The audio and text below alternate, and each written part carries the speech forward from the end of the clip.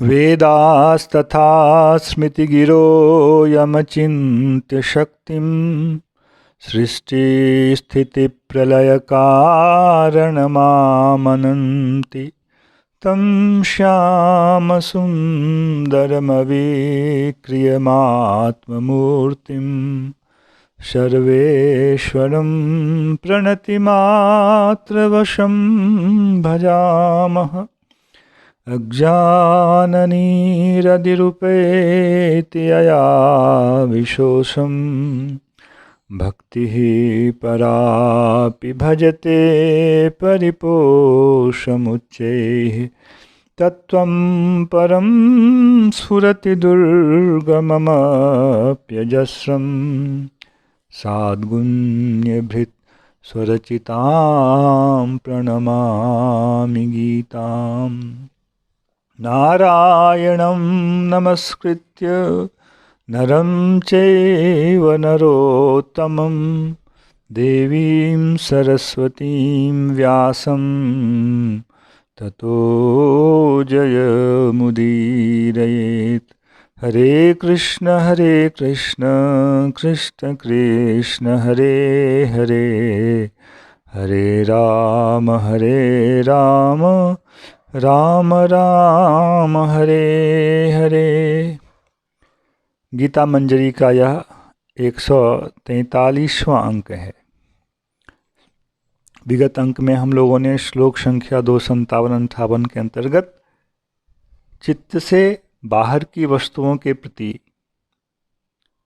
चित्त का, मन का, इंद्रियों का व्यवहार किस प्रकार स्थित प्रज्ञ करता है, इसके आधार पर स्थित प्रज्ञ व्यक्ति के लक्षणों को हमने सुना। अब जो स्थित प्रज्ञ नहीं है उससे तुलना करते हुए क्या अंतर होता है स्थित प्रज्ञ और स्थित प्रज्ञ जो नहीं है उनके बीच में, भगवान कह रहे हैं। विषया विनिवर्तन्ते निराहारस्य देहिनः रसवर्जं रसोऽप्यस्य परं दृष्ट्वा निवर्तते। यह श्लोक संख्या 59 है।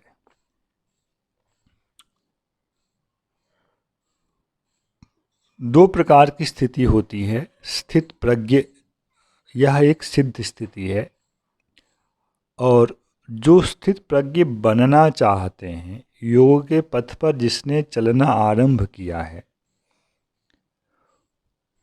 उस स्थिति में रहने वाला व्यक्ति साधक कहलाता है।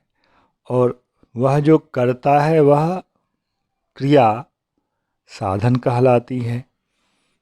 और उस क्रिया के फल के रूप में वह जब अंतिम दशा को प्राप्त होता है तब वह सिद्ध दशा कहलाती है, और वह व्यक्ति भी सिद्ध कहलाता है।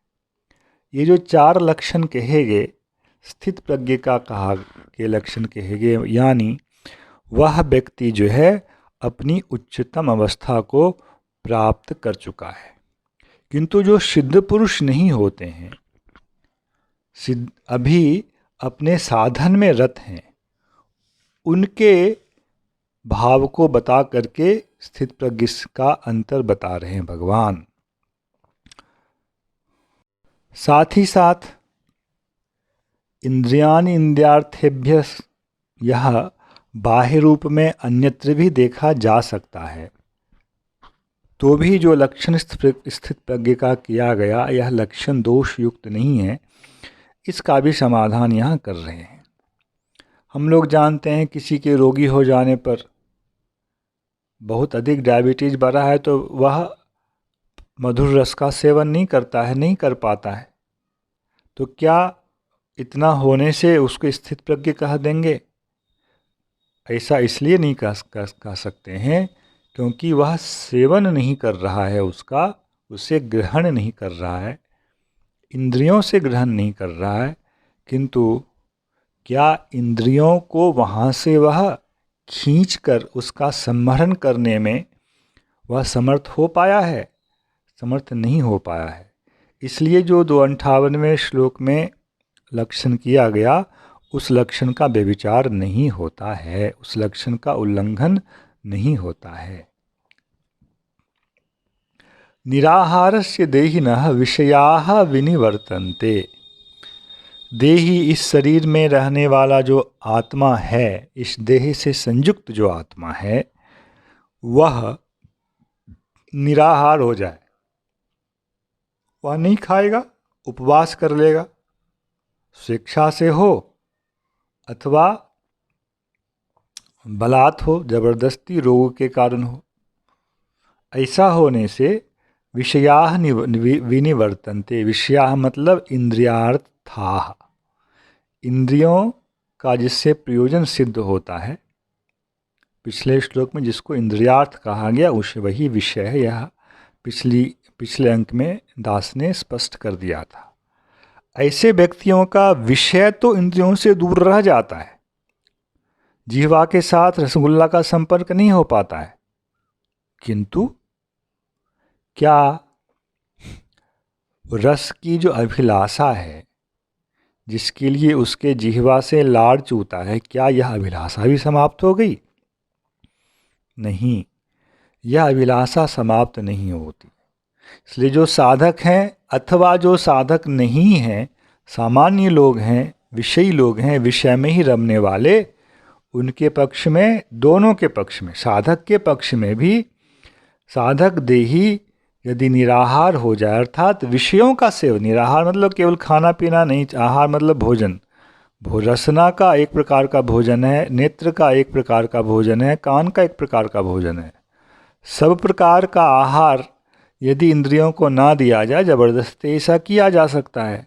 कहते हैं इस स्थिति में निराहार जो देही है उसके विषय तो दूर रह जाते हैं, विनिवर्तित रह जाते हैं, रस वर्जम, किंतु रस दूर नहीं हो पाता है। उस विषय के साथ जो के प्रति, रस का मतलब होता है आस्वादन, उस विषय के आस्वादन की जो भावना अंदर होती है वह दूर नहीं होता है। डायबिटीज का रोगी यदि मधुर रस नहीं खाएगा, रसगुल्ला नहीं खाएगा, चाशनी नहीं पिएगा तो कोई बात नहीं, यह तो केवल स्थूल रूप से उससे अलग रहना है।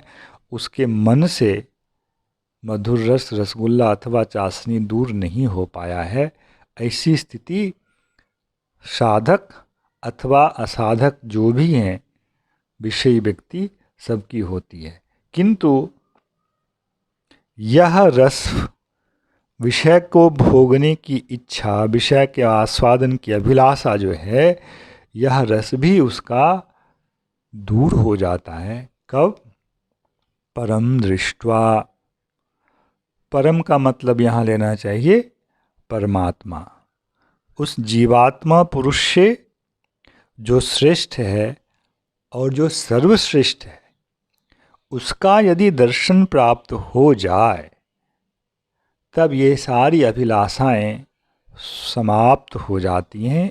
विषयों के आस्वादन का भाव ही उसमें नहीं रह सकता है, क्योंकि जिस वस्तु का उसने अब दर्शन कर लिया, परम दृष्ट्वा, अब दर्शन कर लिया, अब अनुभव कर लिया, उस वस्तु के अनुभव के बाद किसी सांसारिक वस्तु को भोगने की इच्छा ही नहीं रह जाती है।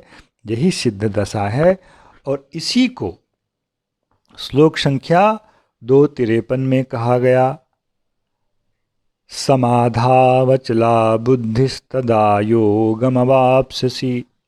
समाधि में जब तुम्हारी प्रज्ञा अचल हो जाएगी तब तुम योग को प्राप्त करोगे। और योग यही है, परम का दर्शन करना, परमात्मा का साक्षात्कार कर लेना, यही योग है, योग की दशा है, और यही समाधि है। जो समाधि की स्थिति को प्राप्त कर लेता है वह फिर स्थित प्रज्ञ हो जाता है। उसको अब विषय का दर्शन नहीं होता है, विषय की उसे कोई लालसा ही नहीं होती है। किंतु यह तो तब होगा जब व्यक्ति पहले साधन करेगा, दीर्घ काल तक साधन करते करते भगवान के अनुग्रह से वह इस दशा को प्राप्त होगा जहाँ कि वह भगवान का, परमात्मा का दर्शन करेगा। इस भगवान के अनुग्रह के बिना यह विषय संभव नहीं होता है। इसलिए साधक की दशा में क्या होता है, उस व्यवहार को भगवान यहाँ 260वें श्लोक में कह रहे हैं। यततो ह्यपि कौन्तेय पुरुषस्य विपश्चितः इंद्रियाणि प्रमाथीनि हरन्ति प्रशभम मनः। 298 में कहा गया था, इंद्रियों को इंद्रियों के विषयों से खींच लेना, स्वाभाविक रूप में कछुए की तरह खींच लेना, यह स्थित प्रज्ञ का लक्षण है। बाह्य विषय में कैसे वह चलता है, कैसे बैठता है, ये स्थित प्रज्ञ का लक्षण है, चलने और बैठने का, ना कि पाँव से चलने बैठने का। किंतु जो स्थित प्रज्ञ नहीं बन रहे हैं, बन पाए हैं, स्थित प्रज्ञ बनने का प्रयास कर रहे हैं हम जैसे लोग, उनकी स्थिति को भगवान यहाँ स्पष्ट कर रहे हैं।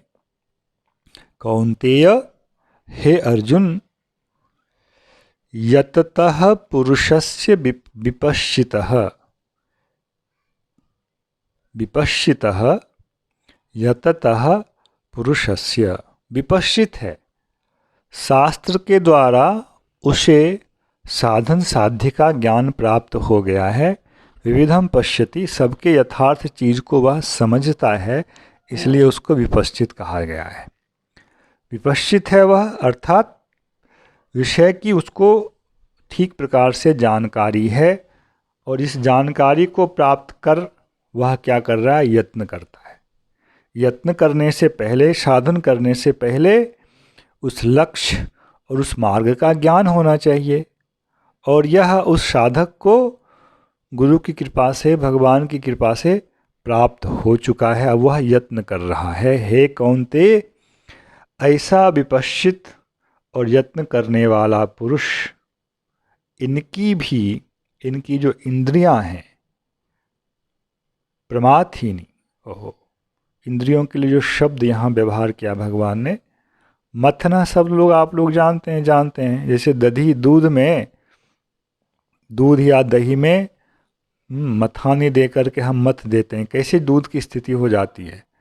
या बहुत भयंकर तूफान हो तो सागर क्या हो जा रहा होता है, मथा जा रहा होता है, सागर की लहरियाँ इतनी भयंकर होती हैं।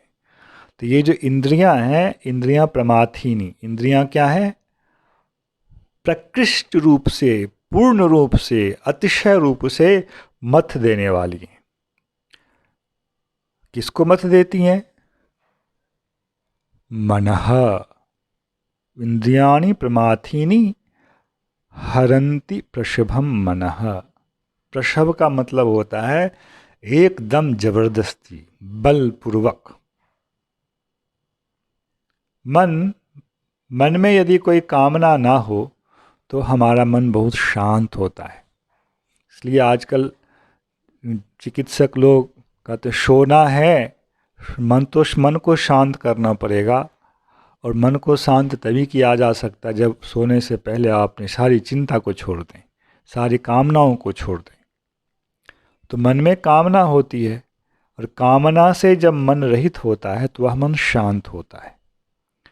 साधक व्यक्ति जब प्रयत्न करता है तो वह बाह्य कामनाओं से अपने मन को हटाता है, और मन को जो है उस परमात्मा के साथ संयुक्त करने का वह प्रयास करता है। किंतु